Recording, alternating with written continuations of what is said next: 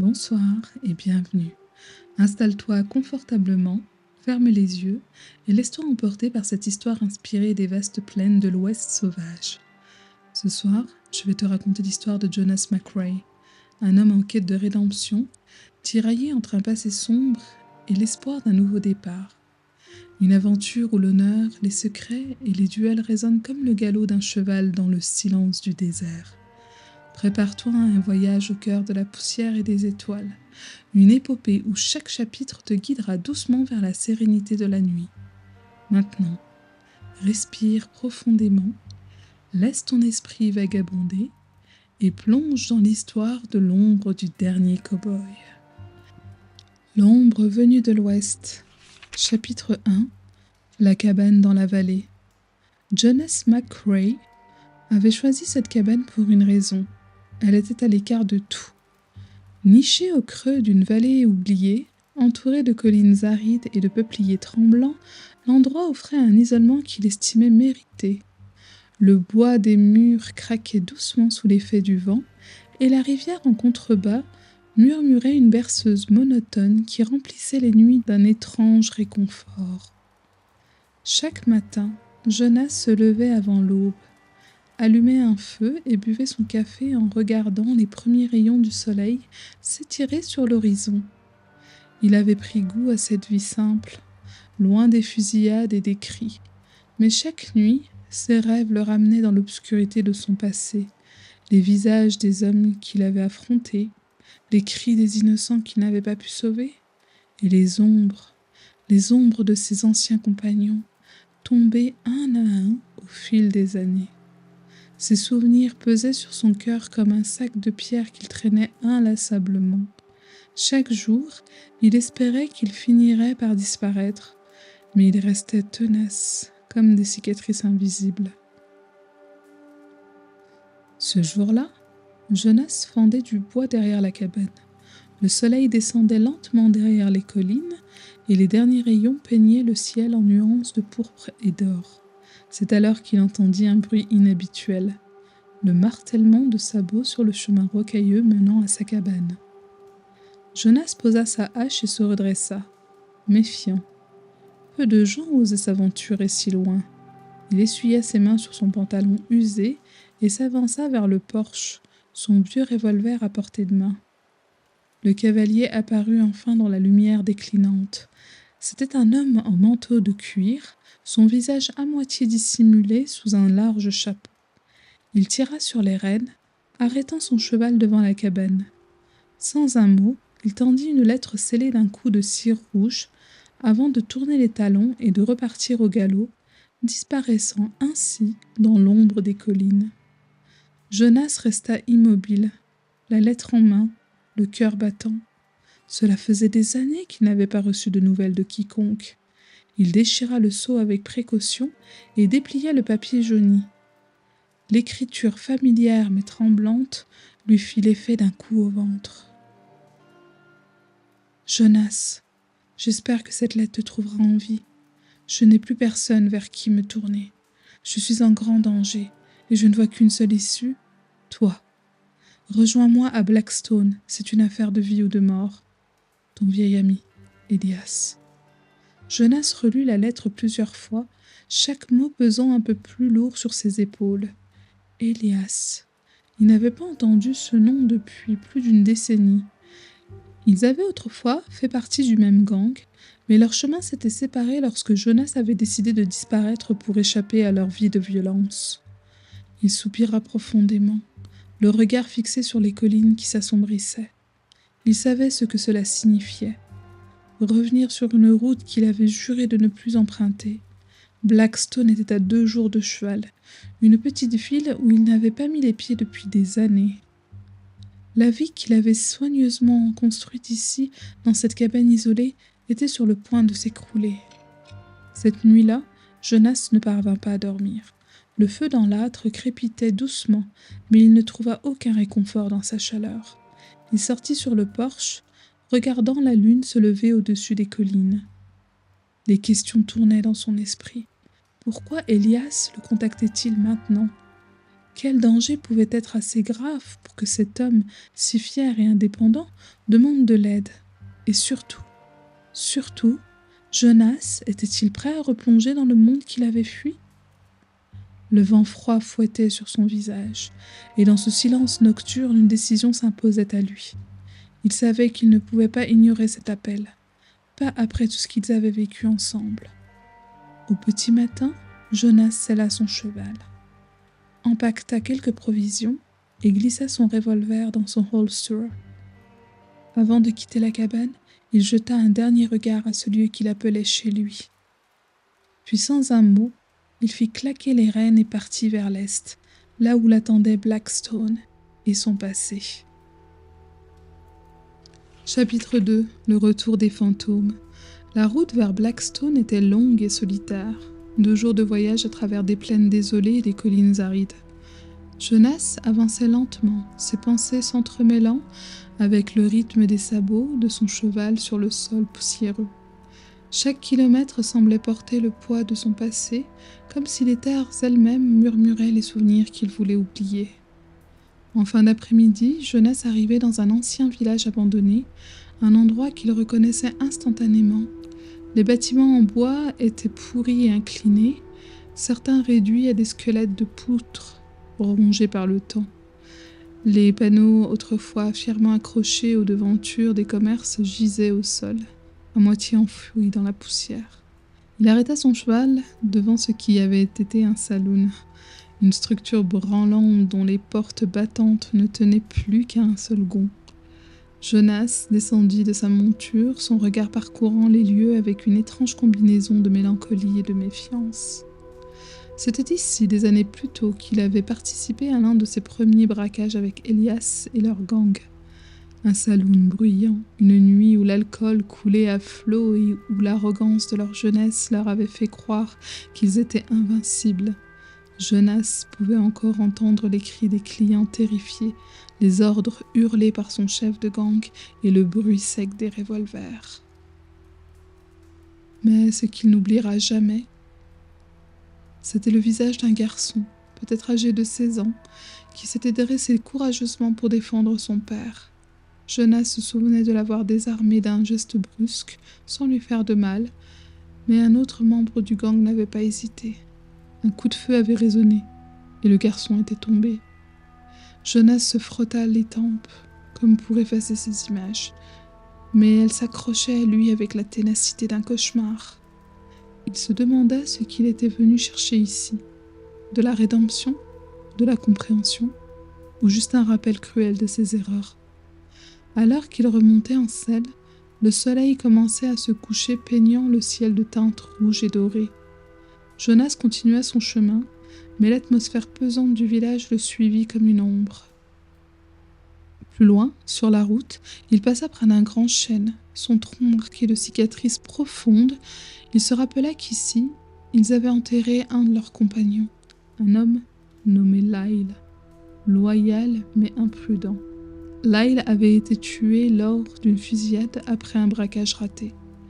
Jonas se souvenait encore de ses dernières paroles.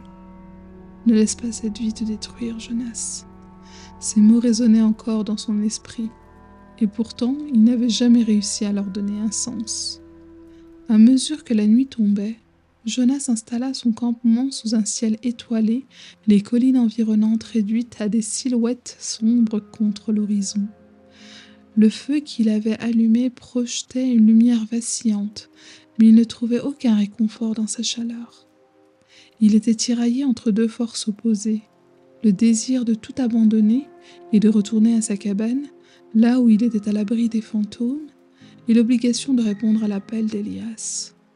Chaque souvenir douloureux qui remontait à la surface semblait lui murmurer « Tu n'es pas fait pour la rédemption ». Mais il savait qu'il ne pouvait pas fuir éternellement. Elias avait besoin de lui, et peut-être que, d'une certaine manière, Jonas avait besoin de cet affrontement avec son passé pour espérer un avenir.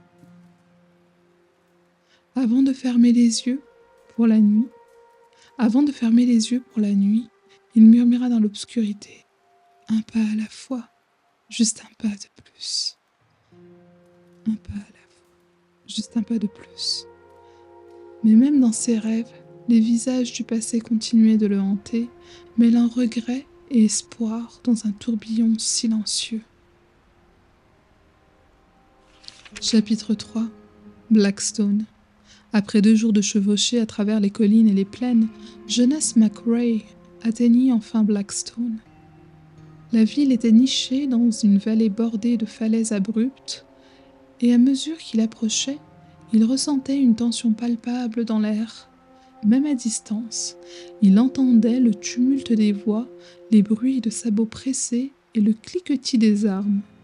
Blackstone, autrefois un refuge pour les mineurs et les voyageurs, semblait désormais gangréné par l'agitation. Jonas ralentit son cheval à l'entrée de la ville, scrutant les rues poussiéreuses devant lui. Les bâtiments en bois, autrefois bien entretenus, étaient désormais délabrés, leurs façades criblées de balles. Des groupes d'hommes armés déambulaient en petits clans, leurs regards méfiants balayant les passants. Au loin, il aperçut une petite foule rassemblée devant le bureau du shérif, criant et gesticulant. Il arrêta son cheval devant une écurie, paya un garçon pour s'occuper de l'animal et se dirigea à pied vers le cœur de la ville. Les regards se tournèrent vers lui, certains curieux, d'autres hostiles. Blackstone avait toujours attiré les hommes désespérés, mais ce qu'il voyait maintenant ressemblait à un champ de bataille en attente d'exploser. Jonas ne tarda pas à découvrir la source de l'agitation. Elias avait été capturé. Le bureau du shérif était encerclé par une dizaine de chasseurs de primes, certains en uniforme, d'autres semblant agir de leur propre chef. Des discussions bruyantes tournaient autour de la récompense offerte par le gouverneur Callahan pour la capture d'Elias. Selon les rumeurs, Elias aurait volé un coffre-fort contenant des documents précieux appartenant au gouverneur. Ces documents, disait-on, révélaient des secrets compromettant sur les affaires illégales de Callahan, extorsion, détournement de fonds et des liens avec des gangs. Le gouverneur avait donc offert une prime énorme pour récupérer les papiers et capturer Elias, mort ou vif. Jonas resta en retrait, écoutant discrètement les conversations. Il savait qu'Elias n'était pas un homme parfait, mais il avait toujours été un bandit avec un code d'honneur.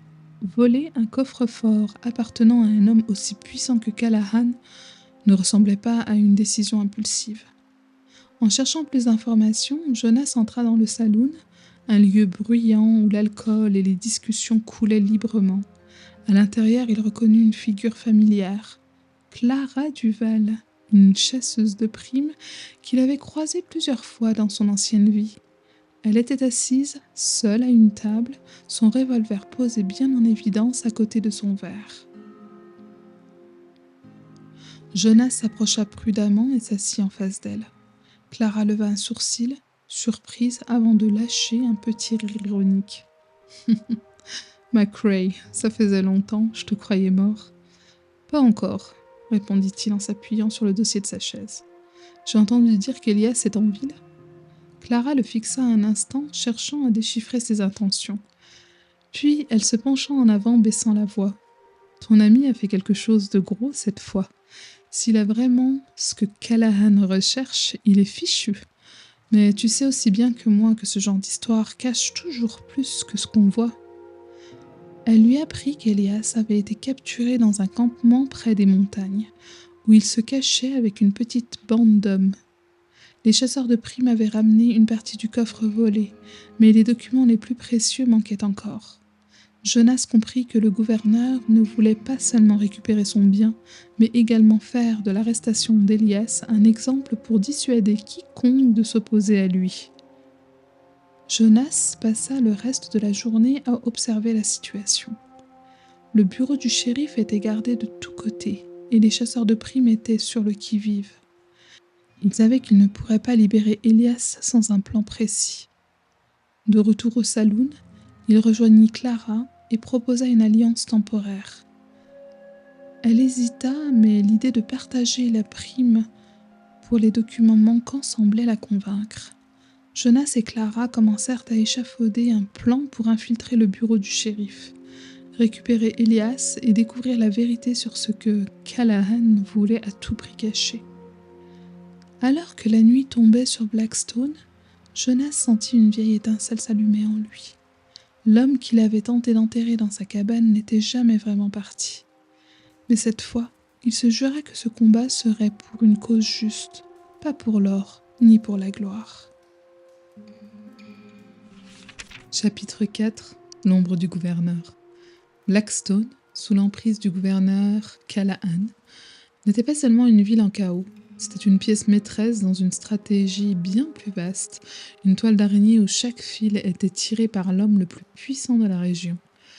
Jonas McRae, en plongeant dans les profondeurs de cette intrigue, comprenait peu à peu qu'il n'était pas simplement venu pour sauver Elias, mais qu'il se retrouvait pris dans un piège savamment orchestré. Dans les jours qui suivirent son arrivée à Blackstone, Jonas apprit à connaître la figure écrasante de Callahan.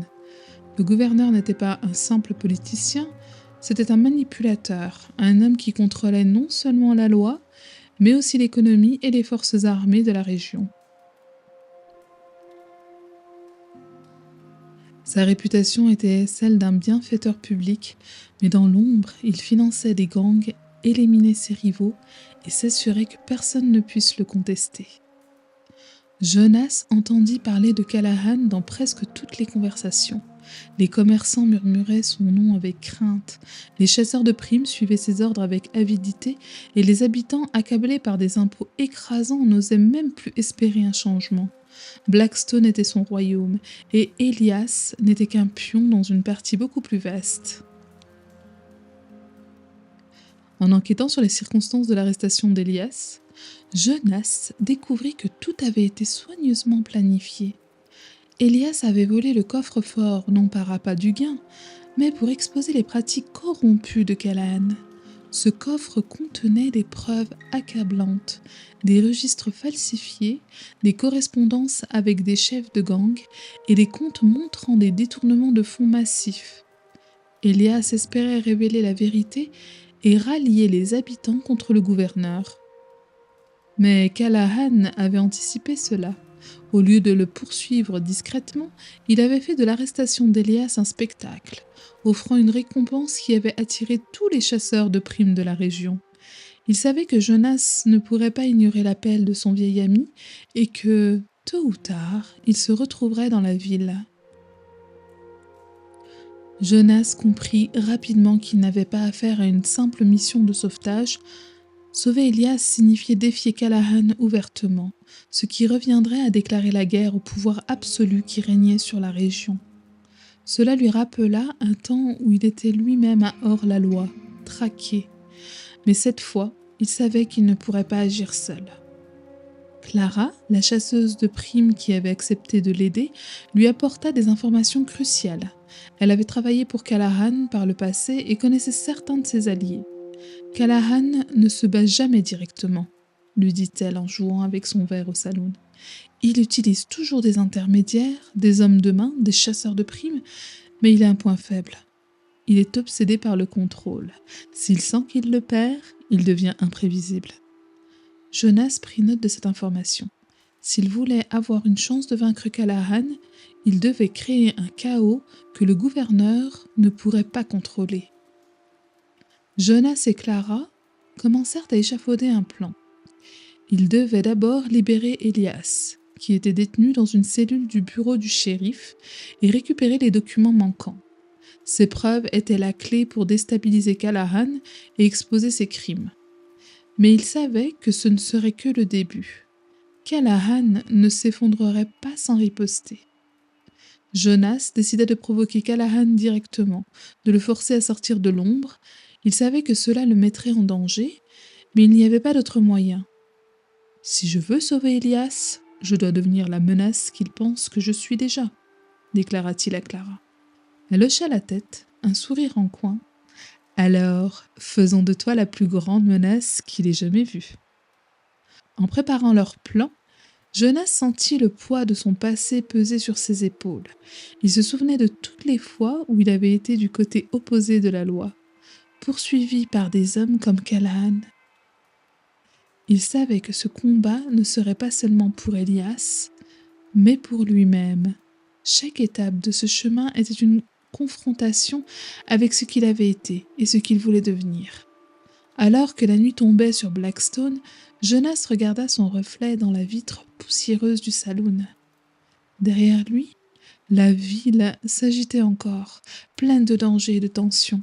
Il murmura doucement pour lui-même. Callahan a réveillé un fantôme qu'il aurait dû laisser en paix. Il sortit de la rue, prêt à faire face à l'ombre du gouverneur. Chapitre 5. Une équipe improbable. Jonas savait qu'il ne pouvait pas affronter Callahan seul.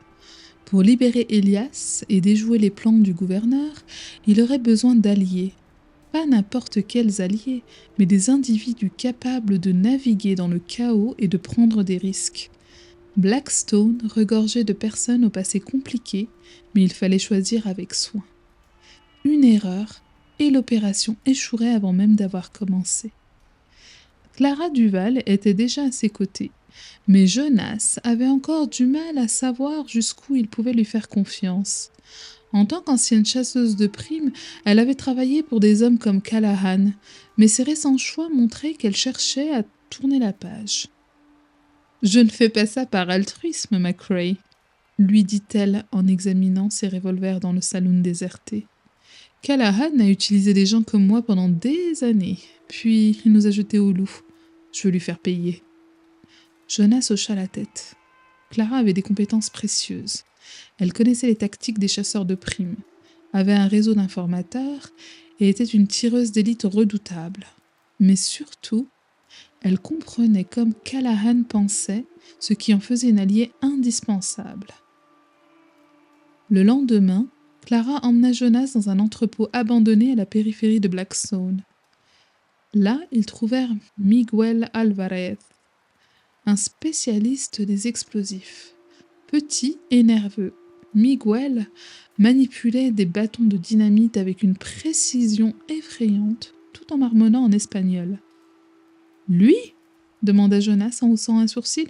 « Lui » répondit Clara. « C'est le meilleur pour ouvrir des portes et Callahan en a beaucoup. » Miguel, en entendant son nom, posa son explosif avec un sourire malicieux. « Vous voulez faire sauter quelque chose ? Je suis votre homme. » Miguel avait un passé trouble, marqué par des braquages de trains et des explosions dans des mines. Mais il avait aussi une vendetta personnelle contre Callahan, qui avait exploité ses compétences avant de le trahir. « Tout ce que je veux, c'est voir ce manoir s'effondrer, » déclara-t-il en enroulant un fil de détonation. Le dernier membre de l'équipe fut le plus difficile à convaincre. Lou Harper était un ancien soldat de l'armée confédérée, un homme marqué par des batailles perdues et des décisions qu'il regrettait. On le trouvait souvent dans un coin sombre du saloon, une bouteille à moitié vide à la main. Jonas approcha prudemment, s'asseyant face à lui. Lou leva les yeux, c'est très fatigué, son regard perçant scrutant le nouveau venu. « Qu'est-ce que tu veux, McCrae » demanda-t-il d'une voix rauque. « J'ai besoin d'un homme qui sait se battre, qui connaît la stratégie et qui est assez à perdre pour tout risquer, » répondit Jonas calmement. Lou laissa échapper un rire amer. « Tu crois que je vais risquer ma peau pour toi ?» Jonas s'appuya sur la table, son ton devenant plus ferme. « Callahan contrôle cette ville et tout ce qui l'entoure. Tu penses pouvoir rester assis ici pendant qu'il te prend tout ? Si on ne fait rien, il gagne. » Lou resta silencieux un moment, puis vida son verre d'un trait. « Très bien. Mais si ça tourne mal, tu expliqueras à mon fantôme pourquoi j'ai suivi ce plan idiot. » Avec Clara, Miguel et Lou à ses côtés, Jonas se mit à élaborer un plan pour infiltrer le manoir du gouverneur. La mission serait risquée, mais chaque membre de l'équipe avait un rôle précis. Clara utiliserait ses contacts pour détourner l'attention des gardes en créant des distractions en ville. Miguel préparerait des explosifs pour ouvrir les portes blindées et détruire les systèmes de sécurité. Lou dirigerait les opérations tactiques, planifiant l'entrée et la sortie en utilisant son expérience militaire. Jonas, quant à lui, se chargerait de libérer Elias et de récupérer les documents compromettants. Le manoir, situé sur une colline surplombant Blackstone, était un véritable fortin. Des gardes armés patrouillaient jour et nuit, et l'accès principal était surveillé par des tours de guet. Mais Miguel avait une idée. Un vieux tunnel d'évacuation oublié qui passait sous la colline. Si on peut atteindre ce tunnel, on peut entrer sans être vu, expliqua Miguel, étalant une carte rudimentaire sur la table du salon. Clara ajouta: mais une fois à l'intérieur, ce sera une course contre la montre. Si Callahan comprend ce qu'on fait, il enverra tout ce qu'il a pour nous arrêter. La nuit avant l'opération, l'équipe se réunit une dernière fois. Jonas prit la parole, fixant chacun de ses coéquipiers. Je ne vais pas vous mentir. Ce qu'on s'apprête à faire est dangereux. Certains d'entre nous n'en reviendront peut-être pas. Mais si on réussit, on pourra enfin affaiblir Callahan et donner une chance à cette ville. Lou leva son verre, un sourire en coin. À nous, les fous qui pensent pouvoir changer les choses. Clara et Miguel acquiescèrent et tous burent en silence. Alors que la lune montait dans le ciel, l'équipe improbable se préparait à défier le gouverneur le plus puissant de la région, chacun portant ses propres cicatrices et ses propres motivations. Chapitre 6 : Le grand braquage. La nuit était enfin arrivée, enveloppant le manoir du gouverneur Callahan d'une obscurité oppressante. Seules les lanternes suspendues à l'entrée principale et les torches des gardes patrouillant les murs illuminaient la colline. Le plan de Jonas et de son équipe était précis, mais chacun savait que la moindre erreur pouvait leur coûter la vie. L'équipe se retrouva près de l'entrée du tunnel d'évacuation, une structure en pierre oubliée, cachée derrière des buissons épineux. Miguel posa son sac de dynamite à l'entrée et murmura en riant nerveusement: « Si ça explose, on aura plus de problèmes que de solutions. » Clara, agenouillée près de Jonas, surveillait les environs avec ses jumelles. « Tout est calme pour le moment. On doit bouger avant que les gardes changent de tour. » Jonas hocha la tête. « Restez concentrés. Une fois à l'intérieur, on ne peut pas reculer. » Ils avancèrent dans le tunnel, éclairé par une petite lampe à huile. L'air était froid et humide, chargé d'un silence qui amplifiait chaque bruit de pas. Lou, à l'arrière du groupe, murmurait des instructions à voix basse, indiquant les distances et les éventuelles bifurcations. Après une dizaine de minutes, ils atteignirent une porte en fer rouillé. Miguel installa son explosif, le sourire confiant. Une petite étincelle et cette porte n'est qu'un souvenir. La détonation fut brève mais étouffée, comme prévu, et la porte céda. Le tunnel menait directement à une cave remplie de caisses de provisions et de bouteilles de vin. Clara dégaina son revolver et inspecta les lieux tandis que Miguel refermait la porte derrière eux. Le manoir était silencieux, mais ce silence était trompeur. « La cellule d'Elias est dans l'aile est, » murmura Jonas, en étudiant le plan du manoir. « Lou, toi et Clara, vous restez ici pour surveiller notre sortie. Miguel, viens avec moi, on va chercher Elias. » Clara lança un regard rapide à Jonas. « Sois rapide, si les choses tournent mal, on n'aura pas de seconde chance. » Jonas et Miguel se faufilèrent à travers les couloirs sombres, évitant les gardes grâce à une combinaison de chance et de vigilance. Ils trouvèrent la cellule d'Elias dans une pièce faiblement éclairée, gardée par 2 hommes. Miguel prépara une distraction. Il roula une petite charge explosive le long du mur opposé. Lorsque la détonation retentit, les gardes se précipitèrent pour enquêter, laissant Jonas s'approcher de la cellule. Elias, assis dans un coin, releva la tête surpris. « Jonas ? » ?»« Pas le temps pour les retrouvailles, » répondit-il en forçant la serrure avec une barre de fer. Elias tituba en sortant, visiblement affaibli mais vivant. Miguel les rejoignit rapidement, un sourire triomphant sur le visage. « On a l'oiseau, maintenant sortons d'ici. » Alors qu'il rejoignait Clara et Lou à la cave, un coup de feu retentit dans le manoir. Jonas s'immobilisa, le regard sombre. « Ça ne fait pas partie du plan. » Ils trouvèrent Lou tenant un revolver, Clara à ses pieds blessée à l'épaule. Son regard était glacial sans aucune trace de remords. « Désolé, Jonas, mais Callahan paie beaucoup plus que toi, et il veut que tout ça s'arrête ici. » Jonas serra les dents, son revolver déjà dégainé. « T'as vendu ton âme pour quoi? De l'argent ?» Lou haussa les épaules. « Certains combats ne valent pas la peine d'être menés. » Avant qu'il ne puisse tirer, Clara, blessée mais rapide, parvint à le désarmer d'un coup précis. Jonas s'approcha et frappa Lou, le mettant hors d'état de nuire. « On n'a plus de temps, » grogna Jonas en aidant Clara à se relever. L'explosion et les coups de feu avaient attiré l'attention. Le manoir était désormais en alerte, des gardes arrivant de tous côtés. Miguel lança une autre charge explosive pour créer une diversion, mais le bruit attira encore plus d'ennemis. La fuite fut chaotique. Jonas tirait sur les gardes tandis qu'ils aidaient Elias à marcher. Clara, malgré sa blessure, couvrait leurs arrières avec une précision redoutable. Miguel, lui, lançait des explosifs pour ralentir leurs poursuivants. Ils atteignirent enfin la sortie du tunnel, mais pas sans perte. Miguel fut blessé à la jambe et le groupe était à bout de souffle. De retour à leur refuge, hors de Blackstone, l'équipe soigna leurs blessures et tenta de reprendre leurs esprits. Elias, assis près du feu, regarda Jonas avec gravité. « Merci de m'avoir sauvé, » dit-il. « Mais Callahan ne s'arrêtera pas là. » Jonas hocha la tête, le regard perdu dans les flammes. « Je sais. Mais maintenant on a les preuves, et il va savoir qu'on ne recule pas. » Clara, malgré sa blessure, esquissa un sourire. « Alors, c'est quoi la prochaine étape ?»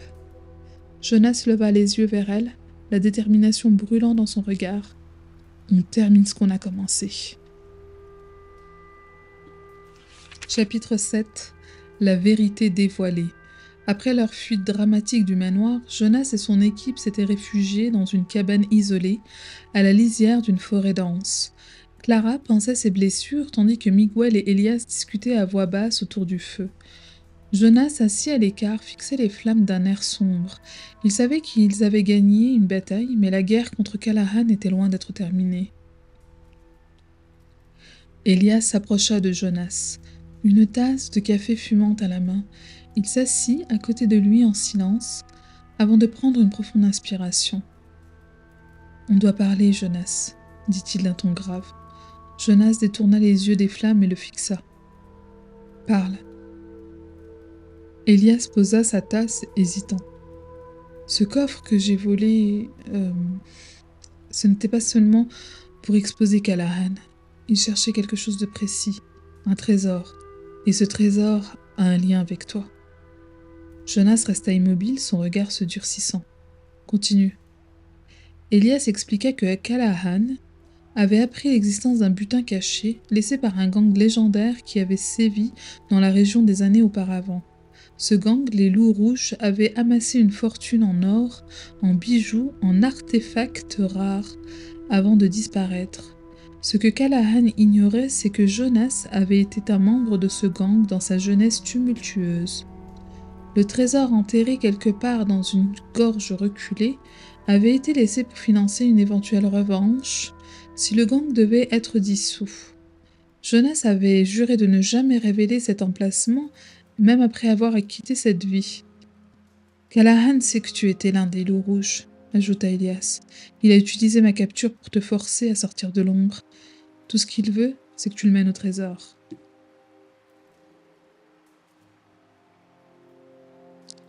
Les mots d'Elias frappèrent Jonas comme un coup de poing. Les souvenirs refirent surface. Des braquages audacieux, des feux de camp sous les étoiles, et le jour où il avait enterré ce trésor avec ses anciens compagnons. Il se rappela aussi le sang versé, les trahisons et les vies brisées. Ce trésor était une relique de son passé, un symbole de tout ce qu'il avait tenté de fuir. Clara, qui avait entendu la conversation, s'approcha. « Alors c'est vrai ? Tu sais où il est ?» Jonas hocha la tête, la mâchoire serrée. « Oui, mais ce trésor n'a rien apporté de bon à personne. Si Callahan le trouve, il deviendra encore plus puissant. » Clara le fixa un instant avant de répondre. « Et si tu l'utilisais contre lui ? Cet or peut acheter des armes, des hommes et même des juges.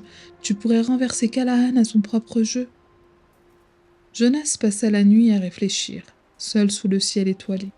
La tentation était grande, utiliser le trésor pour détruire Callahan et racheter ses erreurs. Mais il savait que l'argent ne ferait qu'attirer plus de violence, plus de corruption. Il avait passé sa vie à chercher la paix, et ce trésor était une porte vers un enfer qu'il n'était plus sûr de pouvoir contrôler. Elias le rejoignit à l'aube.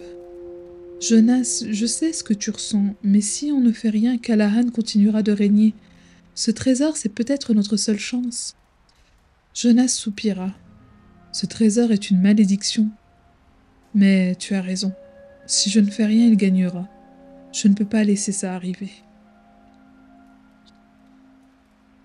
Jonas décida qu'il utiliserait le trésor, mais pas pour enrichir qui que ce soit. Il révélerait son existence publiquement, exposant les liens de Callahan avec les loups rouges et sa soif de pouvoir.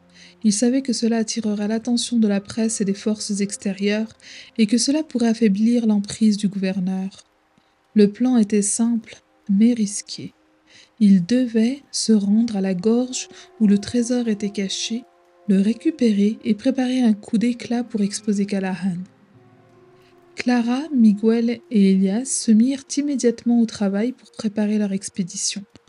Miguel fabriqua des explosifs pour sécuriser l'accès à la cachette, tandis que Clara et Elias rassemblaient des provisions.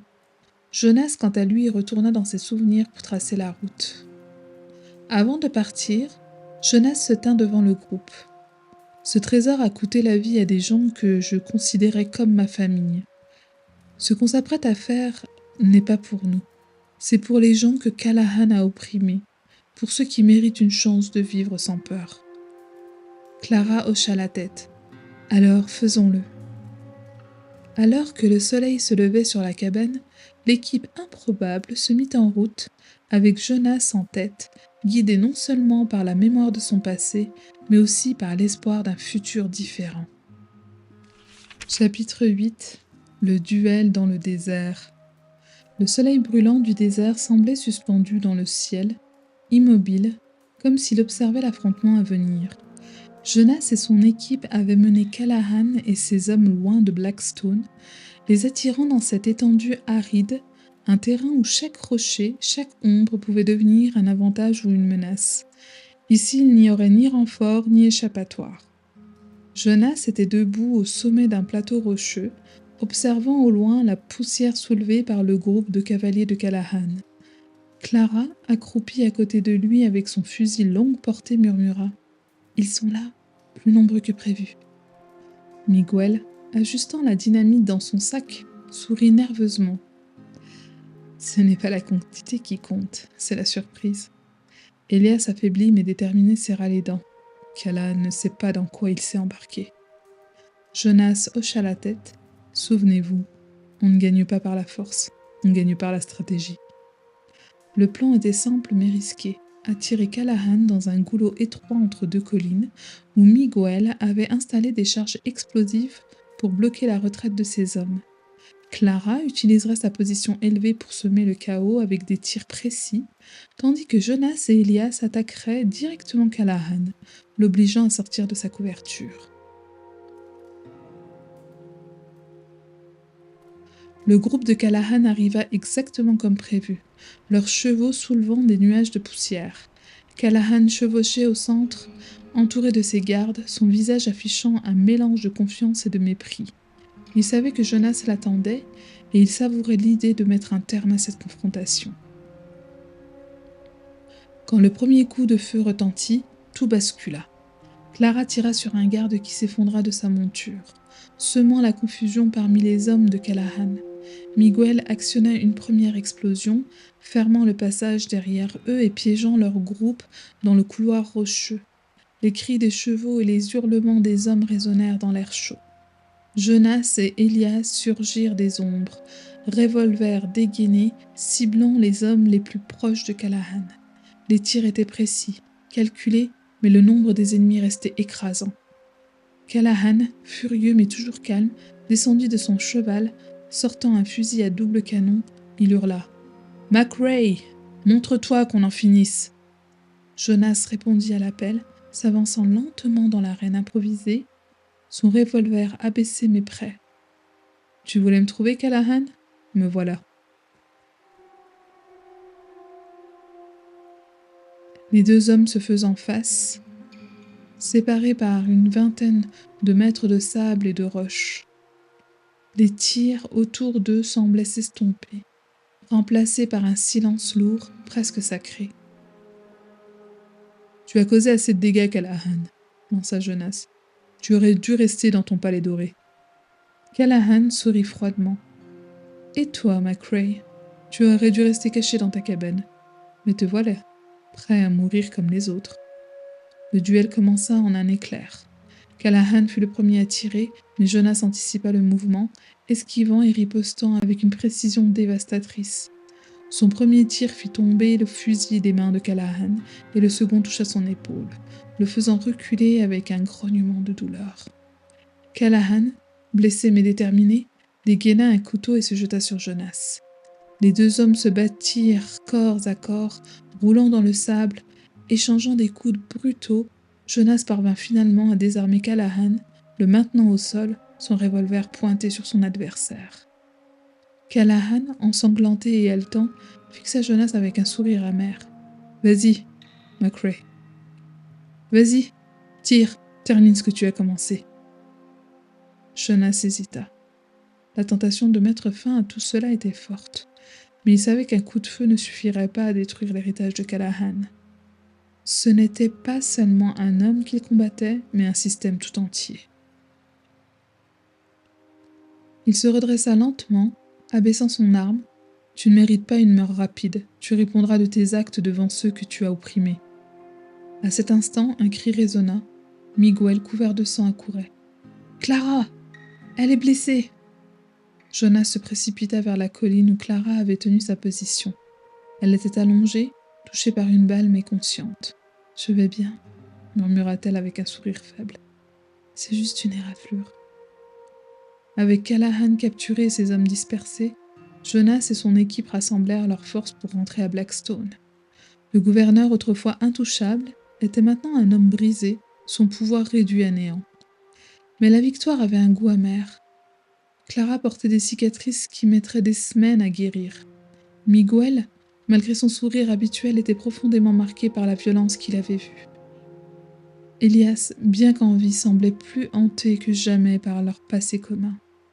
Jonas, quant à lui, savait qu'il avait franchi une étape cruciale, mais que le chemin vers la rédemption restait encore long.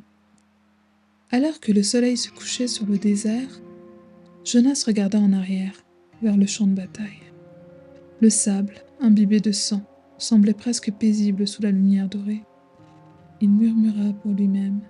« Le désert ne garde pas de souvenirs, mais moi, je n'oublierai jamais. » Il monta à cheval et rejoignit son équipe, prêt à affronter les conséquences de leur victoire. Chapitre 9. Le prix de la rédemption.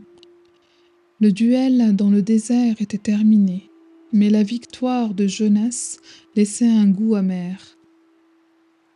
Callahan avait été vaincu, et la tyrannie qu'il exerçait sur Blackstone s'effondrait peu à peu. Pourtant le désert ne semblait pas plus paisible. Le sol était encore marqué par les empreintes des chevaux et des traces de sang. Le vent balayait la poussière, mais il ne pouvait effacer ce qui s'était passé.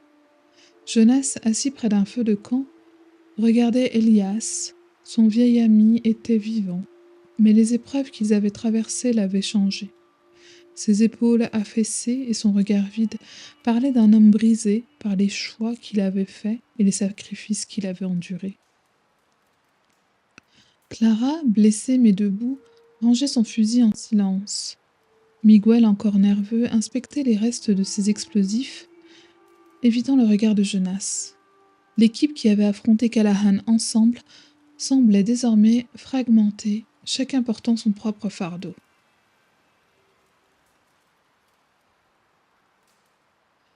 « Alors, qu'est-ce qu'on fait maintenant ?»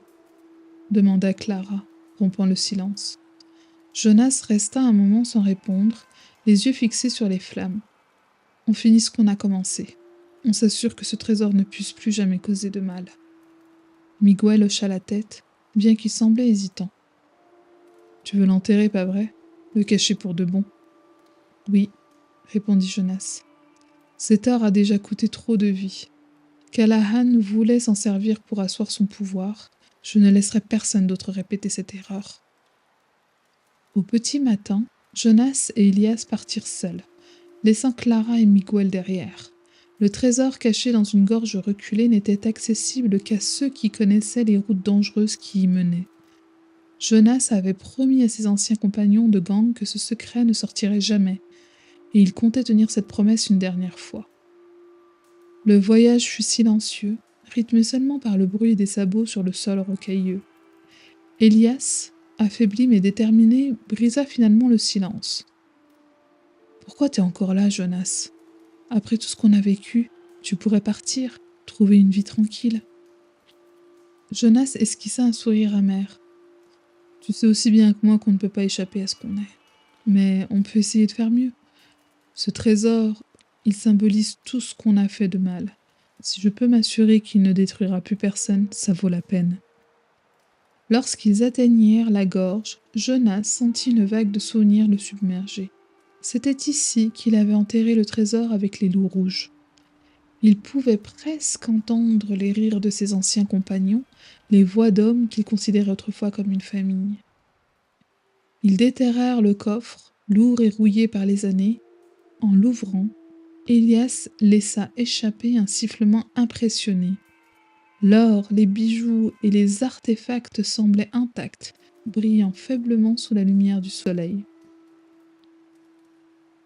« C'est tout ce qu'il voulait ?» murmura Elias parlant de Callahan.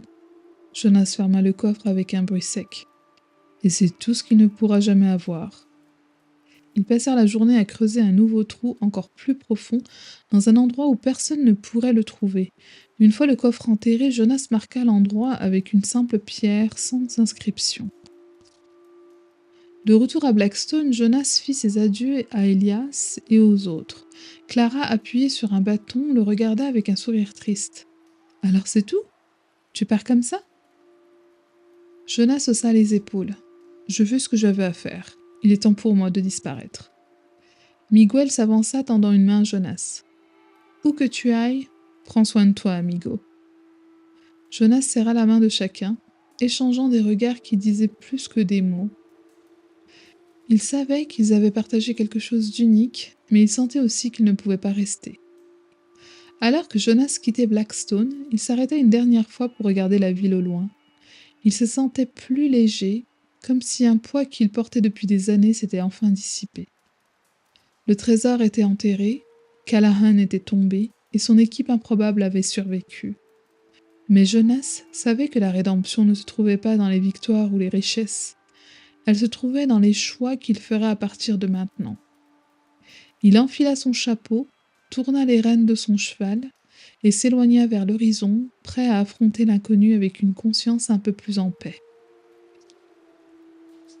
Chapitre 10.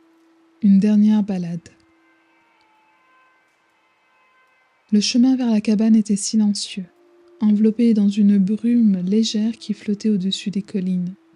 Jonas avançait lentement, le pas de son cheval résonnant doucement contre la terre battue.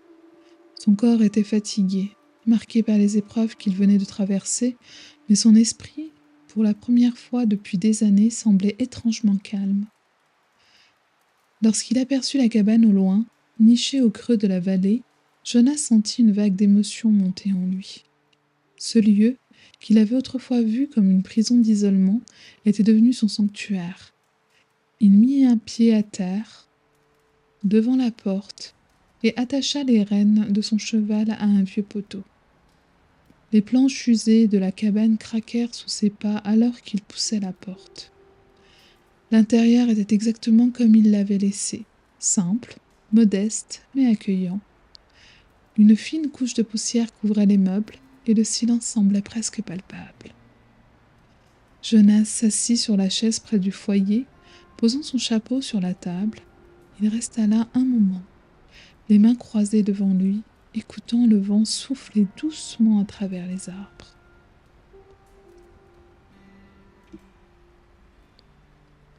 Le feu dans l'âtre crépitait doucement, lançant des ombres vacillantes sur les murs.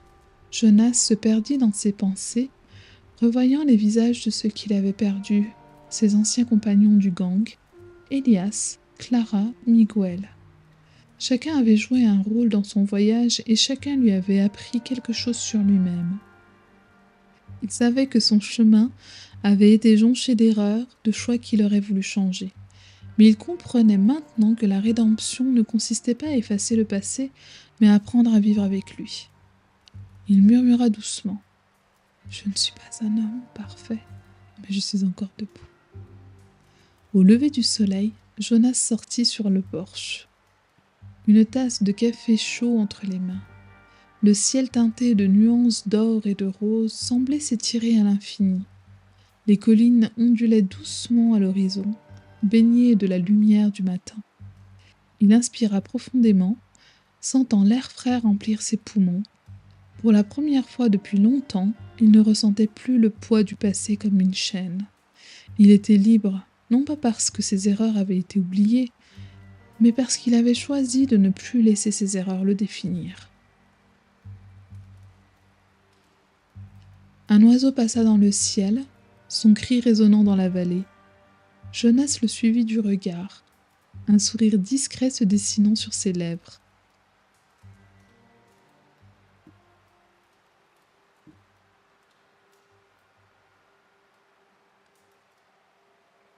Épilogue. Le chant des collines. Des années se sont écoulées depuis les événements qui ont changé la vie de Jonas McCrae. La cabane dans la vallée est maintenant envahie par la végétation, les murs recouverts de lierre et les planches usées par le temps.